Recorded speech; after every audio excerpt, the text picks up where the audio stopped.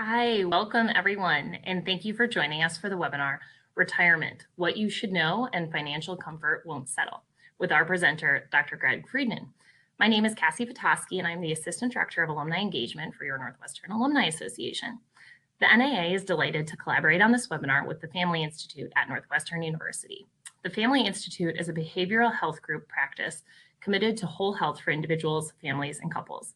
Located in Chicago, Evanston, Northbrook, and Westchester, the Family Institute is an organization of educators, researchers, and therapists partnering with their clients to see change.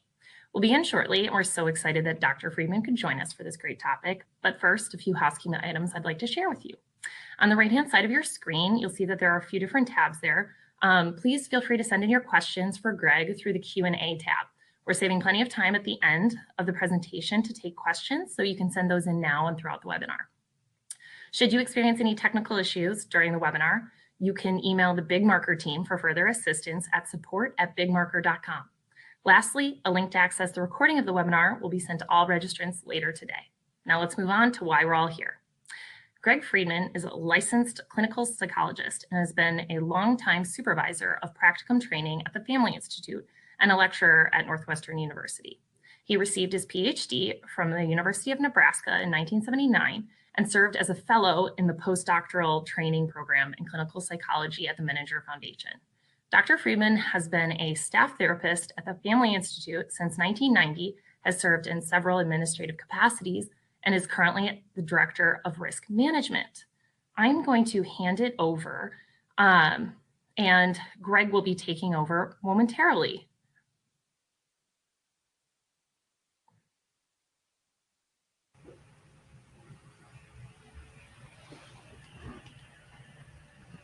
Hello, everyone. Am I coming through? Yes, you're coming through loud and clear. Excellent. I'd like to also welcome everyone today for tuning in, or is that logging in, or maybe webbing in these days? You know, we baby boomers are not always up on the latest lingo covering these kinds of things, LOL. But there are millions of us that are retiring every year, and millions more considering retirement. It's something I've certainly been thinking about, and it seemed worthy to take a few minutes and consider the topic in some detail and see what the challenges to achieve a successful retirement might be. So there is a given, a premise that we will start from, and that is, I think, pretty universally accepted these days. There's no question that people are living longer, but often without a plan for achieving personal fulfillment in that second half of life, which half is an interesting word, which we consider from 50 on, age 50 on. And I'd like to begin by quoting Winston Churchill, who said, though I'm not quite sure of the context, he said, "We make a living by what we get. We make a life by what we give." That comment really tends to be the focus of a post-work life that achieves satisfaction. So if nothing else, perhaps keep that quote with you, and it should serve you well in thinking about the future. So I'd like to go on with obviously some basic understanding of the concept, beginning with some definitions. The Encyclopedia of Aging obviously takes up this topic and notes that retirement these days has multiple meanings.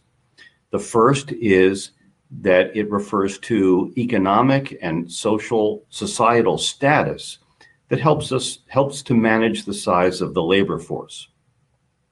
The second definition is a recognition of a new and substantial stage of adult life. And the third and most modern is that retirement represents a transition, a personal transition in life role. Now, the oldest of these meanings typically meant a forced separation from work, which would be accompanied by loss of income, a loss of the majority of one's relations, on the idea that most of the people you interacted with during the week were people at work. So a loss of those relationships, a loss of the structure for daily life, a loss of a sense of purpose, a diminishment of self-esteem, and an unwanted harbinger of mortality and the end of life. And if you think of it those ways, it's no wonder that the day of retirement was dreaded and thought of so negatively by workers. This was not a desired experience. Now, the second meaning, that from maybe a few decades ago rather than a generation ago, means something akin to what we would say is a pensioner, where there are new tasks of adult life, there's more focus on self-care, but there are also some possibilities for new forms or amounts of leisure.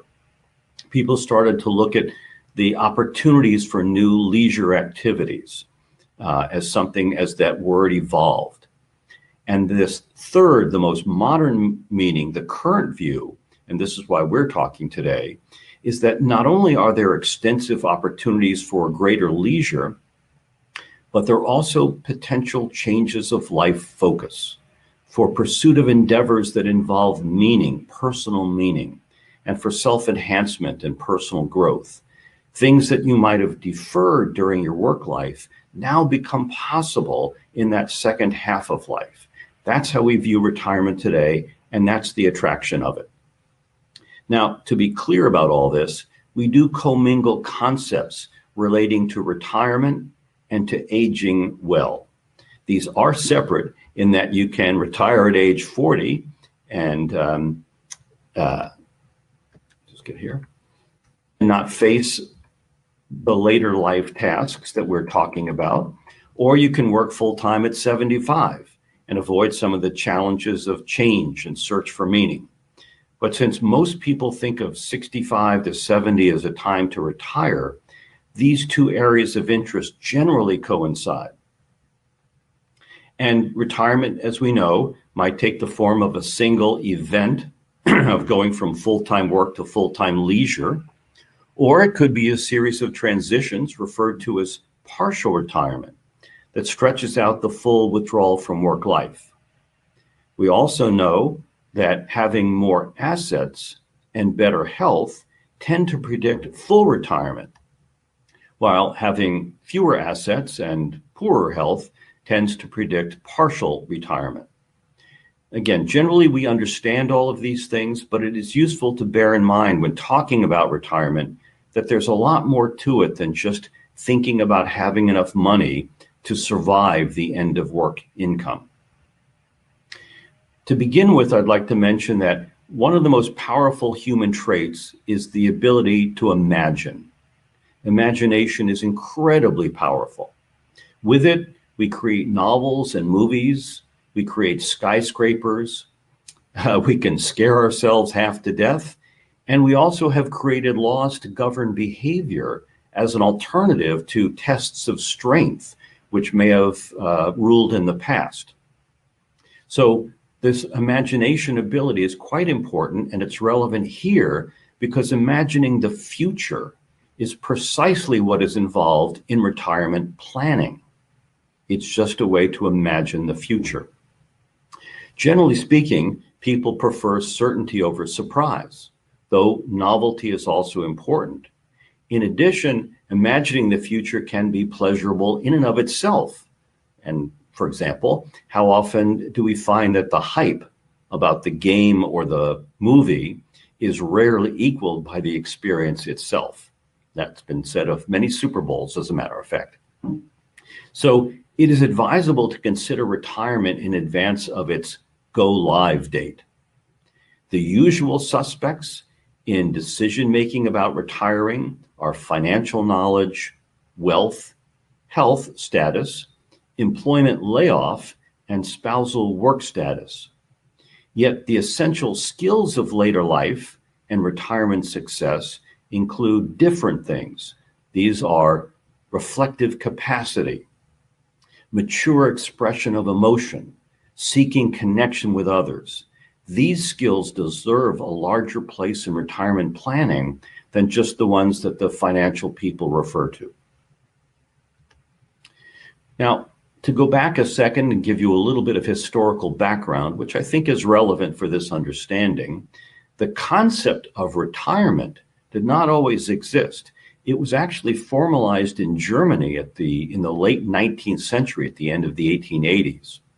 Government policies regarding the benefits of retiring from work created the expectation and goal of the cessation of work, which did not really exist before.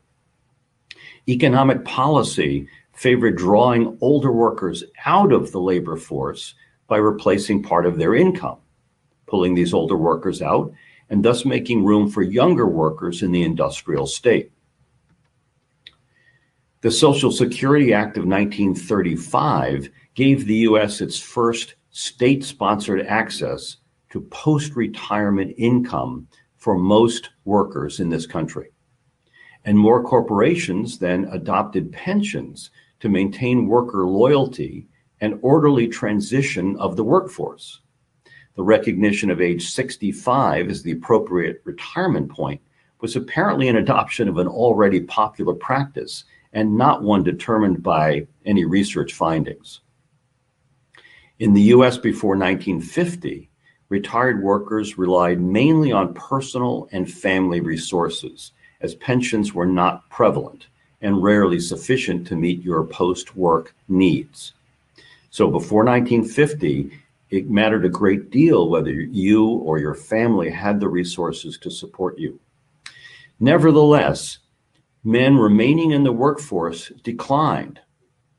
So if you think of age 65 as that retirement point, in 1890, 67% of men aged 65 continued to be fully employed. By 1930, that number was down to 54%. By 1950, it was 46%. And by 2003, this is obviously now 14, 15 years ago, it was down to, sorry, I lost my place there, down to 19%. And that includes, in that figure, part-time workers. So 19% of men age 65 continue to work full or part-time by the 2000s. And that's from declining from 2/3 of all men 65 or older to less than 1/5 of men working after age 65. Now, the data is fairly similar. For women, it's a little harder to keep track of because in the modern era, so many more women have joined the workforce. So the increase in retirement rate has been a little more obscured, but it's relatively the same. Before these retirement policies and pension plans, low wages and short life expectancy meant that work continued until significant illness, injury, or death. So the end point of the adult work role was the end of life itself. Before 1800, life expectancy around the world where records were kept was from 26 to 40 years. Now, normal retirement age varies among countries with formal provisions for that, from age 55 to age 68, though these may be shifting upwards as increases in life expectancy and changes in the labor pool both require and allow shifts to take place. Now, unlike the past, post-work life is usually positively anticipated for its leisure and self-enhancing opportunities. A shift from the gold watch and loss of purpose as you were kicked out the door, as it was so often portrayed a generation ago. Very different today. Today, exploration of retirement involves attention to financial status, of course, and likely pension income, but now much more centrally, mental, physical, and relational activity. Compulsory retirement has dropped dramatically since the 1960s, and age discrimination laws have protected many workers from such policies. Thus, the decision to retire is generally discretionary, and it's more positively viewed as a time for leisure and self-development before becoming frail or infirm.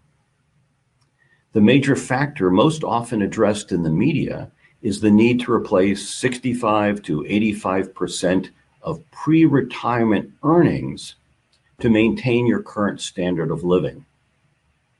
After that, health status is a concern to about 20 to 30% of all retirements involve ill health or disability as the primary reason. So 20 to 30% of retirements are based more on a health problem than anything else.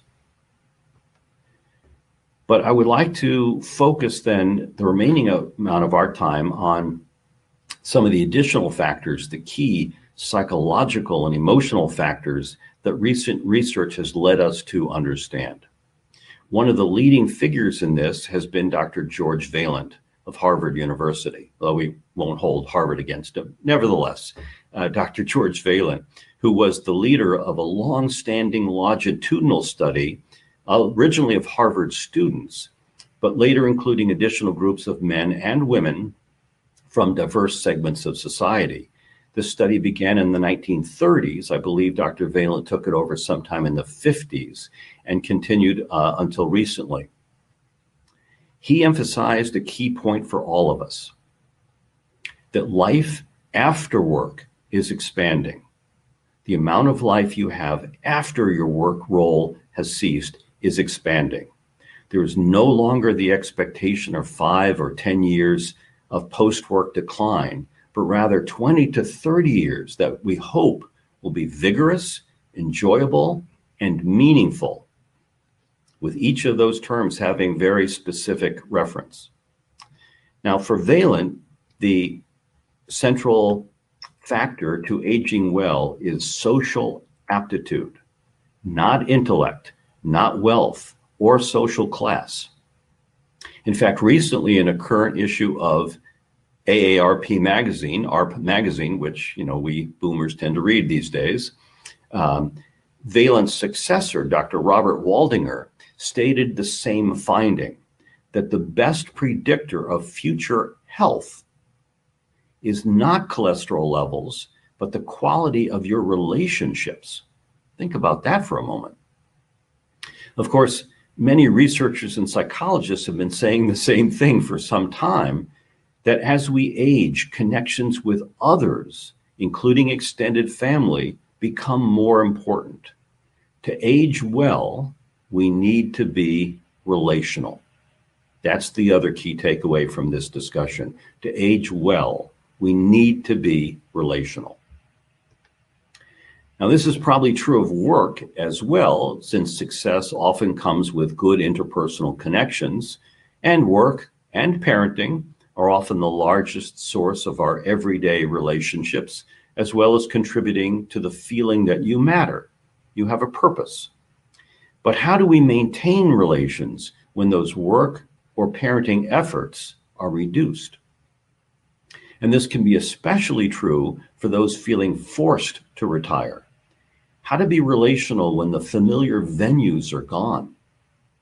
Longitudinal research covering the transition from work to retirement, has found that the most dissatisfaction occurs with retirement when retirement happens unexpectedly, when it coincides with a negative life event or illness, or when existing personality problems and maladaptive personality traits persist. That's when retirement is least satisfying. The greatest satisfaction is achieved not only with better health and financial circumstances, but also a stronger social network and adaptive personality. Currently, sociological models of retirement adjustment focus on social resources contributing to subjective well-being. These resources include social network and marital status, marital quality, spousal work status, and degree of post-work community activity. But relationships are not only a key to retirement satisfaction. Interestingly, they also play a role in planning about retiring and the decision to retire. Exploring the ideas about retirement generally enhances the clarity of the goals and the follow-through on them. So the earlier and the more you explore the plan to retire, the more likely it is to be successful. And so again, we see how relational quality comes to the forefront in this effort.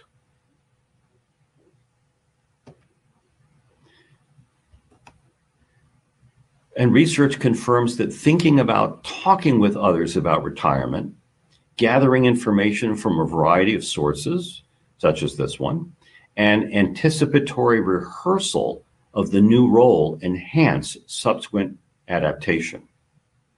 Now, I've used the word relational quite a bit, and you may be wondering, what are the components of being relational?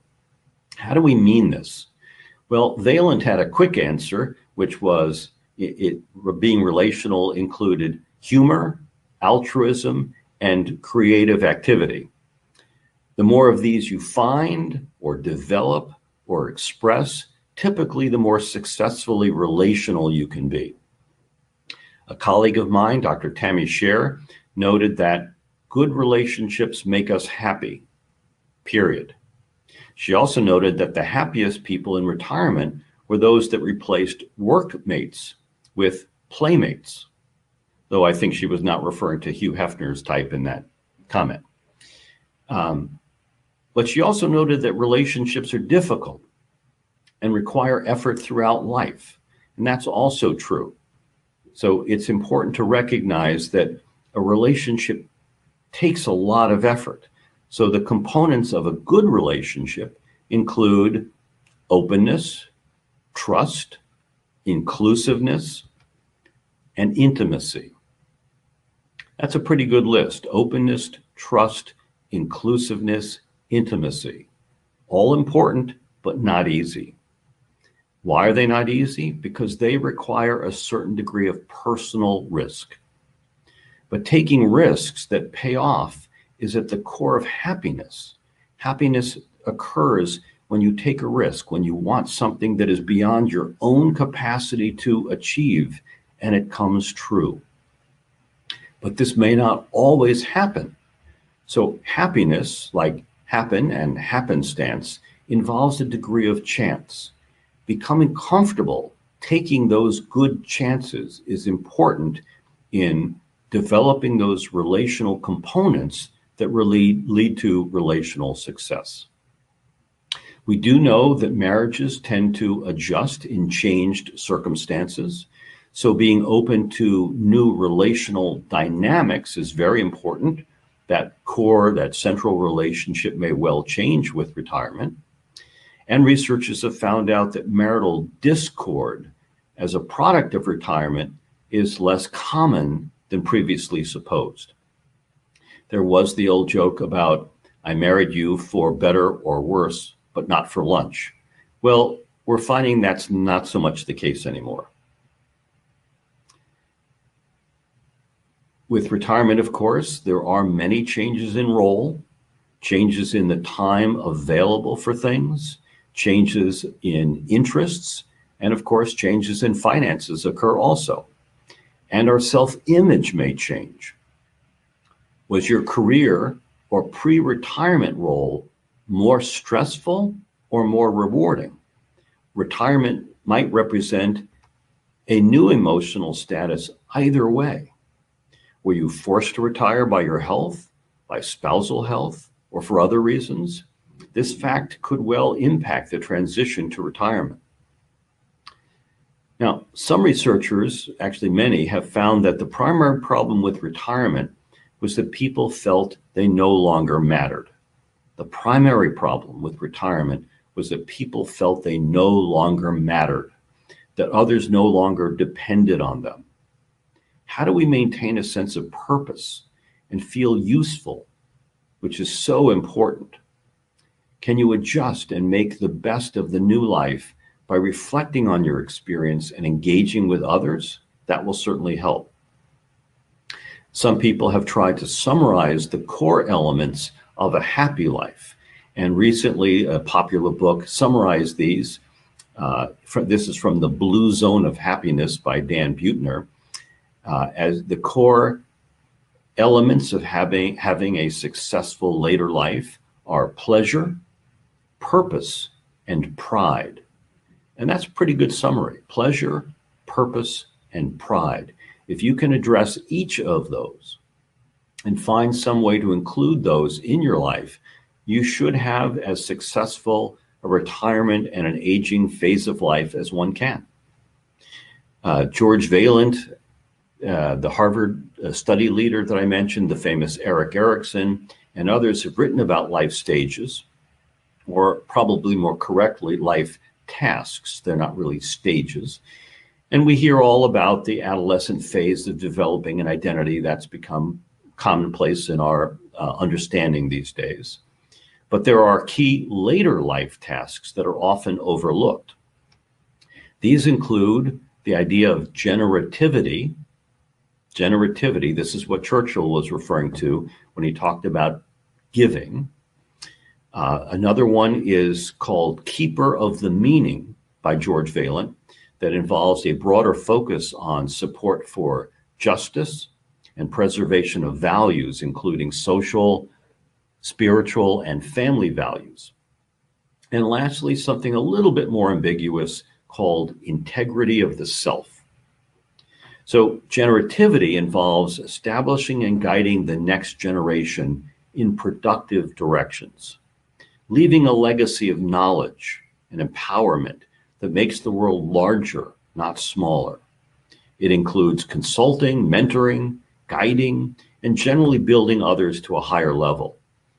As an example, Andrew Carnegie was said to have been one of the richest Americans ever by acquiring vast resources, but later in his life, he gave away at least 90% of his fortune.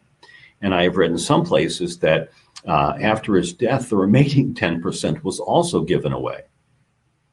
And he encouraged other wealthy people of the time to do the same.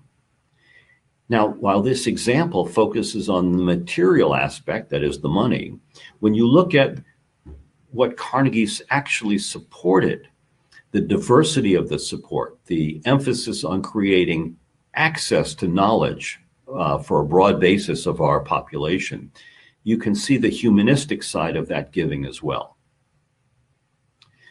Keeper of the Meaning, as I mentioned, involves passing on of values. And finally, that more ambiguous later task, integrity of the self. What does it involve? It includes a review of the self, an acceptance of the good and bad of life, the inevitable triumphs and disappointments of being, and finding a place for oneself in the long flow of life, a sense of connection with all who have gone before.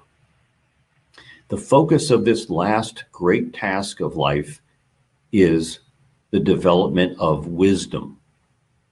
Wisdom is something I see as one of the great advantages that the older have over the younger, especially in our youth-obsessed culture. Many times you'd be hard-pressed to find things that are better when you're older, but wisdom is certainly one of them and one of the most important. When you achieve integrity of the self, you do not fear death, but you show others how to live a full life, despite whatever decline may actually be present. Now, it's important to realize that Vaillant noted that these life tasks are not a foot race. This is not something you have to rush to try to achieve, nor is it a moral imperative. It doesn't come with a should demand with it. Rather, these are a roadmap for us to rely on, especially when life becomes difficult. He said that to avoid being overwhelmed by decline and loss, which is common as we age, to avoid that, we must grow beyond ourselves. That's what Vaillant's comments were really about. But what about preceding retirement? Are there factors that favor successful post-work life? Of course, we all know some of these, but here's Valen's list from recording outcomes of people studied over decades. His list included, number one, stable marriage or high-quality relationship.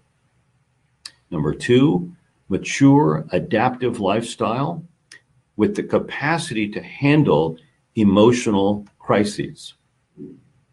Maybe something good that comes from maturity. Number three, little or no smoking. Number four, little alcohol.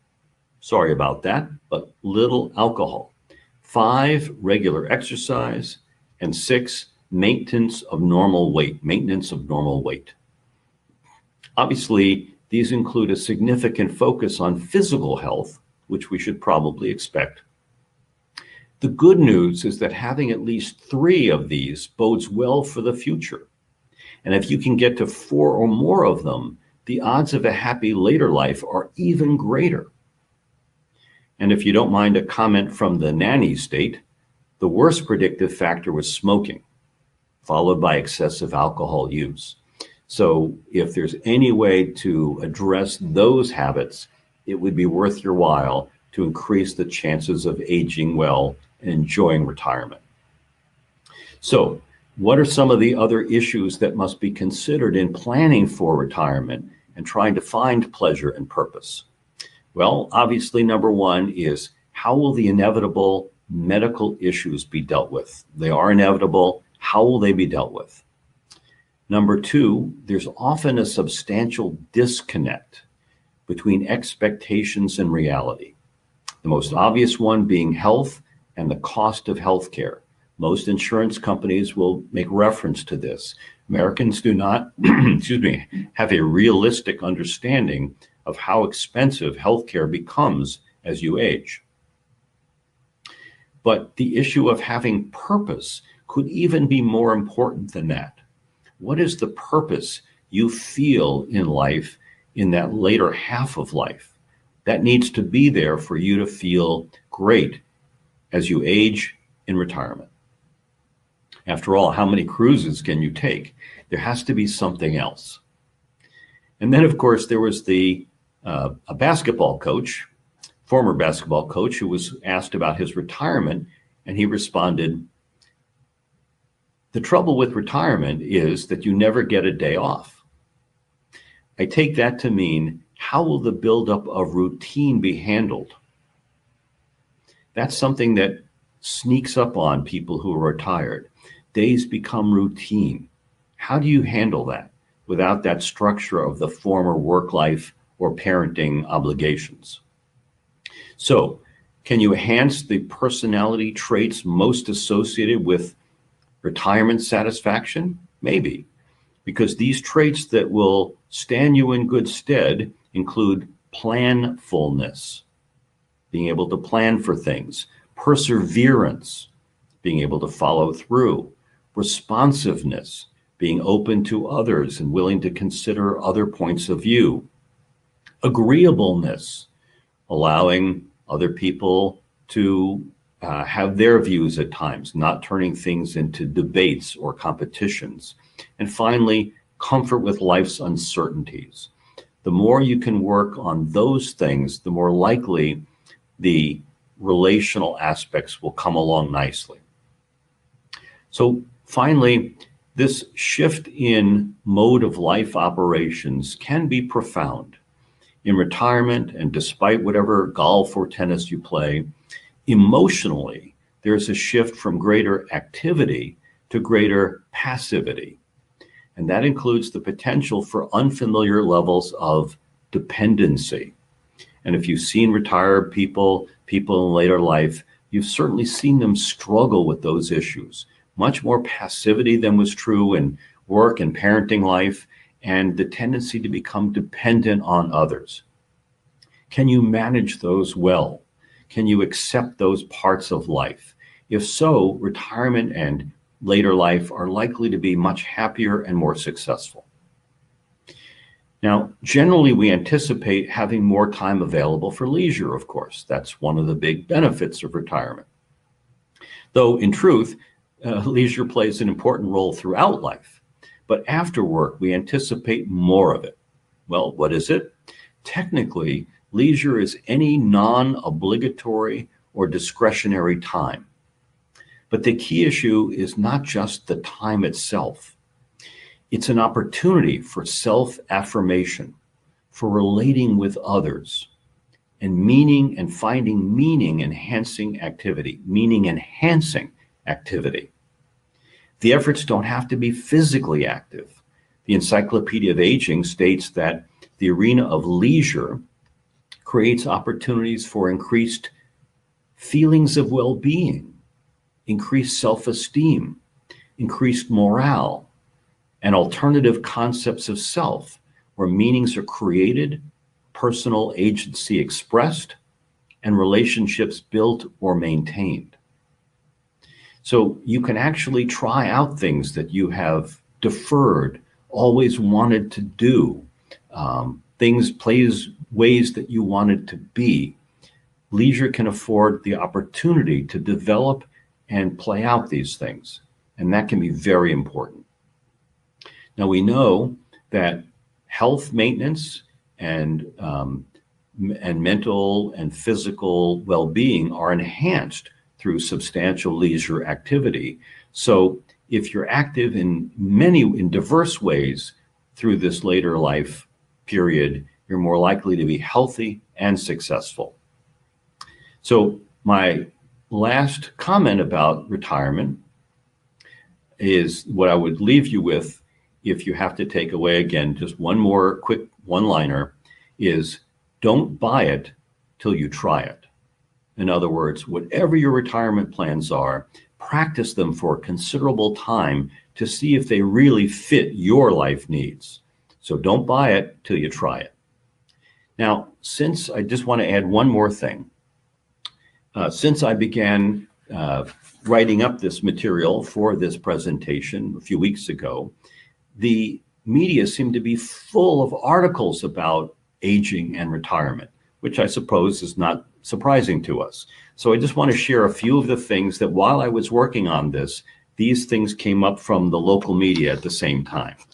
So I was reading the automotive section of the Chicago Tribune, which I do most Sundays. And now this is the automotive section, not a section on psychology or living or something or health or something of that nature. And here's the opening comment, the opening paragraph of the last article from December 2017. Here's what the auto writer of the Tribune wrote.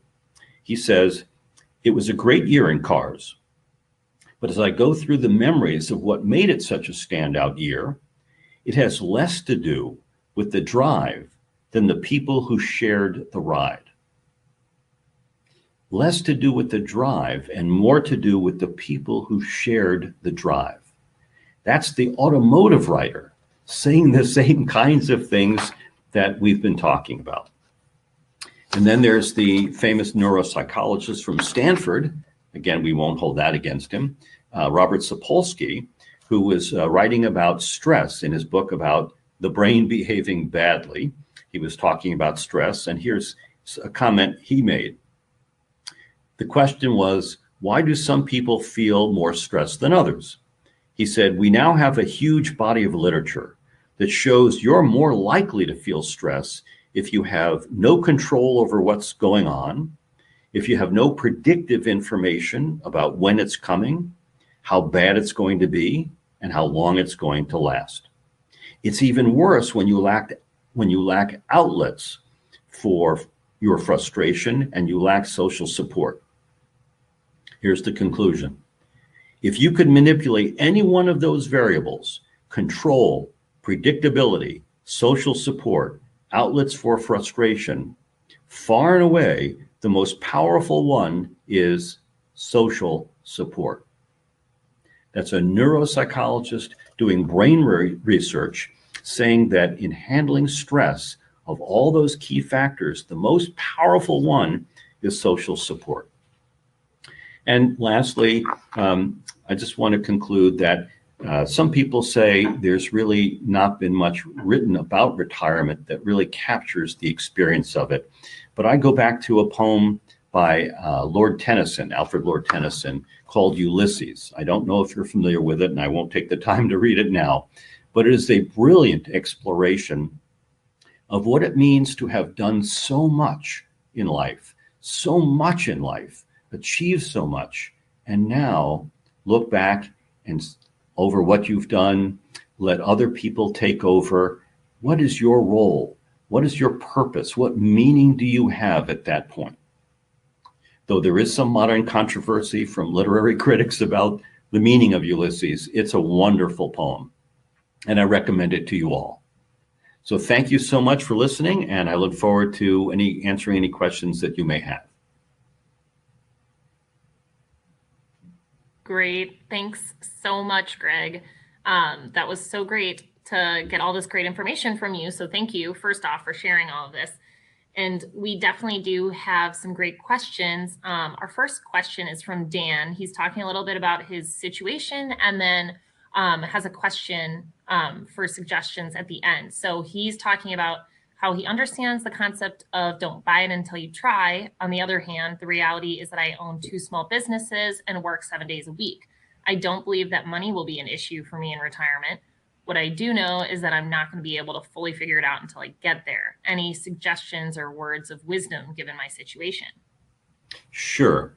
If you have something that you really value, something that you feel is very meaningful to you, a central part of your life, and you don't have to give it up, it may be good not to. The key, though, is to see when you're older, when you've grown out of the active phase of running those businesses, what role will you take? Remember the rather negative lesson posed by Shakespeare in King Lear when he left his kingdom to his 3 daughters, expecting to live off of their generosity. Well, that turned out very badly for everyone.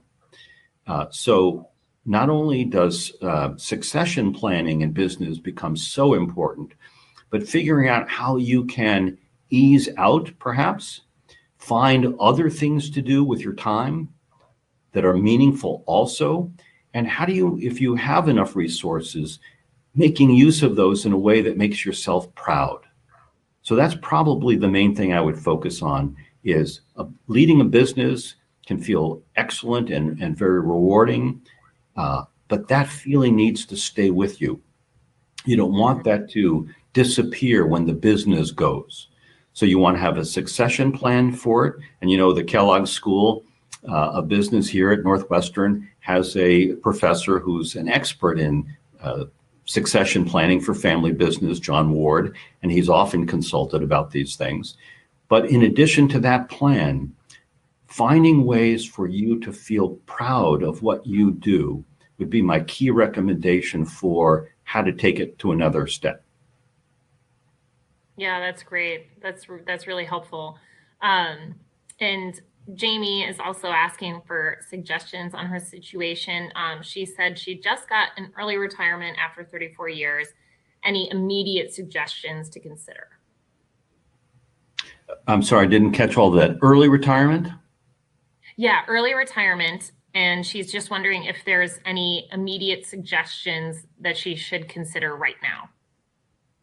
Well, obviously, developing a new structure for her life. Again, working, being a parent provides a tremendous structure. Your day is very regulated. So not giving that up all at once. And that was, I guess, really the point of don't buy it till you try it, which is developing an alternative structure. First, mentally, imagining it, drawing it up, planning it with your spouse, best friends, family members, being open to their ideas, letting them give you feedback about your ideas, but finding an alternative structure. What will you do with the key hours of your day? That's the most important thing when you retire early. People search around and become very either lonely or lost when they simply don't know what to do with themselves. Now, there are lots of possibilities. It could be leisure activities. It could be part-time work. It could be giving back to the community in a variety of ways, this sort of thing. I've been, for example, recently involved with a small group of psychologists. We opened a brand new community mental health center in Chicago, probably the first new truly community mental health center since the 1960s. It's literally owned by the community, not by the state, not by the city. And it's been in operation now for 2 or 3 years, and it's going very well. I'm on the board of that. I could retire from my work life and still remain on the board of that center. That might give me a sense of purpose and meaning that carries me past the end of my active work role. So that's the sort of thing. Find a structure for life and try out those things that might think, wow, I'm happy I did that. I feel good about doing that sort of thing. Mm-hmm. Yeah, that's really helpful. And Bill is writing in a question that I'm also very curious about. How do you develop comfort with life's uncertainties? And can you talk a little bit about how we can grow in some of those skills? That's an excellent question, because it's very much a challenge, and the answer is not at all obvious. I began thinking about that actually many years ago in the hippie days, when there was a book written by a psychiatrist called The Wisdom of Insecurity. And I'll never forget the metaphor he used, where if you were to hold on to something, if you're carrying something around and you hold on to it very, very tightly, your hand will get tired. If you hold on to that thing loosely, you can actually hold on much longer. So that may be a metaphor for relationships as well as physical things. But the idea is that we don't need to hold on as tightly as we think we do to manage the uncertainty that will follow. There's a certain, if you need to hold on tightly to things, you actually send yourself a message that says, I'm not strong enough to tolerate however this turns out. Whereas if you can say, I'll deal with whatever happens, I know I can find a way to respond to this. I can ask friends, I can check with a loved one, I can invite neighbors over, I can seek out therapy. I can handle whatever will come. That actually sends a message to your own brain, your own mind, that says, I'm strong enough to manage. And so it helps you grow, not just handle the events, but actually become mentally stronger. So having everything go a certain way every time isn't that helpful. We see this in sporting events where you have to adapt to new situations. We can all point to teams that didn't quite adapt quickly enough and ended up losing the match. So that skill of being able to think on the fly, to have confidence that whatever does turn out, you can handle it. It's especially true of loss. Losses of key people always feel devastating, like the end of everything for us. But we look around and we see everyone experiences loss, and it's not the end. So gaining the confidence that whatever it is, you can survive. And it's good for you to develop that mindset. That's the helpful thing. Yeah, that's really interesting. And we have a ton of questions, and we'll try and get to as many as we can. Jeffrey is writing in, talking about how older people are so often marginalized in society and ads, TV, movies, as being unable to learn new things, stuck in the past, and so forth. Do you see this changing anytime soon? I do. There's actually a great deal of work on that at this very moment. There is a book, a group of people, let's see where they come from, Cambridge, Massachusetts, interestingly, MIT. There's a book about challenging the stereotypes of aging. And a quote from that is, it's called The Longevity Economy, Unlocking the World's Fastest Growing, Most Misunderstood Market, from MIT. And a quote from that is, old age is a myth. While there are certainly physical and existential realities to aging, we've been taught the false narrative that to be old is to be a taker, never a giver. And this group of researchers are actively attacking these myths about old age and what's possible and what isn't. And of course, AARP magazine is doing that every month. Mm-hmm. I think it will change. And of course, the predominance of baby boomers in society today is alone changing a lot of that. Mm-hmm. Yeah, definitely. With people living longer, the perceptions are changing. And that's really hopeful, what you're saying about this research. So thank you for sharing. Mm-hmm.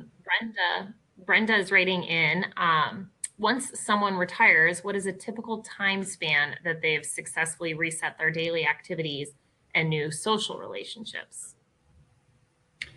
How long does it take to achieve that? Yeah, and it sounds like this is the perception that, okay, one day I retire, and then how long does it take to kind of get used to, having a completely new routine? That's a very good question, and I don't know that I have an easy answer to that one. Again, my general recommendation is to begin before retirement so that some of these connections, some of these relations are already in place. Are there people you want to spend more time with? Seek them out for dinner or for lunch, go to a movie together, have a golf outing. Begin to forge connections before that day comes. After that, it's hard to say. It probably is a function of just how outgoing you are. But I would hope that within a year, you'd have a new life routine to replace all that activity that is no longer present. Mm-hmm. Yeah, that's great. And Rick is writing in, hopefully we can provide some support. He's struggling in finding and defining his purpose in retirement. And do you have any suggestions for people who are retired right now who are looking for that purpose in their life? That's certainly one of the main things I think about, is how to find purpose when it's not obvious. And it's difficult to find a general suggestion, but I would say that trying as many things as you can, trying a week of this, a week of that, volunteering wherever there's an opening. You don't have to continue, but try it out. So probably finding places to volunteer, seeing who the people are that you meet, and how you feel afterwards is probably the number one approach. Mm-hmm. Yeah, that's really helpful, and something, people can go on Google and look for organizations that kind of fit their schedule to volunteer with. So that's really great. Right. I mean, I've heard people who have struggled with this for a long time and then connect with maybe a chess club for young people, or a literacy support group that helps people learn to read, or things like this that ultimately become very meaningful. Yeah, no, that's great. Kathleen is writing in a question. If your spouse has a degenerative health issue where routine helps to minimize symptoms, what is your advice for how I can enjoy all the components of a successful retirement? Dual retirement plans, any other ideas there? That's, again, always a struggle. And as I mentioned, and the research clearly confirms, when there is a spousal health issue, or if a spouse has to retire, it will have a major impact on your own retirement and aging life. So that is something that's hard to deal with indeed, because so much of your time is taken up in caretaking. The only thing I can say about that is there are caregiver support groups. Oftentimes, many assisted living or nursing home situations have groups for the caretakers, the children of the people who are in those places, that help them just, again, use relationships to replace the emotional drain that being a caretaker in a demanding situation ends up being. There are books about caretaker burnout. It's a very serious problem. And with the growth of the baby boom generation and the extension of life through many illnesses and disabilities, this is going to be a bigger and bigger issue all the time. So support groups is one side of that. The other is gaining agreement to have some personal time. Making an agreement with the person that needs you that there will have to be personal time for resuscitating your own individual experience. Sometimes that means purchasing someone else to take your place, a visitor, a caretaker. You know, they're one of the biggest expanding businesses these days is one that are those that provide home health caretakers. It's a huge field of business right now.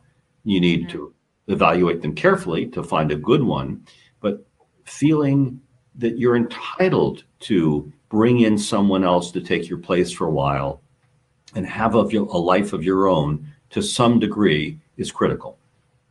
Mm-hmm. Yeah, it's really helpful. And Greg, we're getting close to the end of the hour, and it's been so great to spend this last 55 minutes with you. I'm wondering if please share any other thoughts you have to end with for today, but also, do you have any projections on how retirement may change into the future for millennials and Gen Yers? Well, I think the boomers are going to force changes as they did with everything else. The expansion of suburbs and schools and so on, all driven by baby boomers in the 40s and 50s and so on, will continue. So senior living situations are tremendously expanding now, recognizing seniors as active, not just waiting around in a nursing home, creating very elaborate sets of activities. There's the golf and tennis set on the one hand, but some of the most popular retirement communities today are those associated with universities. Many universities are partnering with nearby retirement homes to provide free classes for the seniors to attend, to audit, because keeping yourself intellectually stimulated and contributing whatever you can from your knowledge is just so valuable. So I think the baby boomers will break that ground. There'll be integration of seniors into most phases of adult life. There'll be more mentoring. Consulting as a role will become more elaborate and formalized. And I think the later generations, the millennials and the Ys and so on, will step into some of these roles when their times come. Mm-hmm.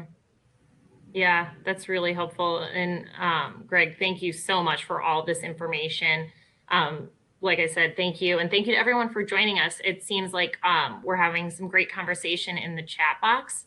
I will send out the link to our LinkedIn group, the Northwestern University Alumni LinkedIn group, so that we can continue the conversation there if anyone wants to connect in that space where we can share some of these stories. And also, it seems like some people are sharing resources, which is great. That's what this is all about. So, Exactly. Greg? It's a wonderful example, Cassie, of being relational.